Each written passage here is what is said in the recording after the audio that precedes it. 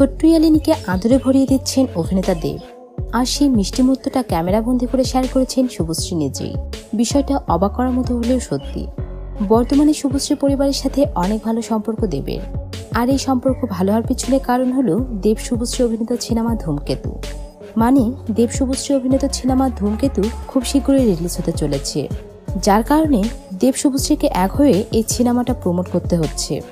যার সুবাদে দেব শুভশ্রীর মধ্যে সম্পর্ক আবারও ভালো হয়ে উঠেছে। দেব শুভশ্রীর মধ্যে ভালো সম্পর্ক করে ওঠায় সাম্প্রতিক শুভশ্রীকে এক সাক্ষাৎকারে প্রশ্ন করা হয়, তোমার কি আগের প্রেম কখনো মনে পড়ে না? এ নিয়ে শুভশ্রী বলেন, আমি ওগুলো সব ভুলে গেছি, আর ওসব মনেও পড়ে না। তবে হ্যাঁ, দেব আর আমি বর্তমানে অনেক ভালো বন্ধু, যেটা রাজও পজিটিভলি নিয়েছে। তো বন্ধুরা, দেব ও শুভশ্রীর জুটিটি আপনার কাছে কেমন লাগে তা অবশ্যই কমেন্ট করে জানাবেন। এবং প্রতিদিন নতুন নতুন ভিডিও পেতে অবশ্যই চ্যানেলটিকে সাবস্ক্রাইব করবেন। ভিডিওটি শেষ পর্যন্ত দেখার জন্য ধন্যবাদ।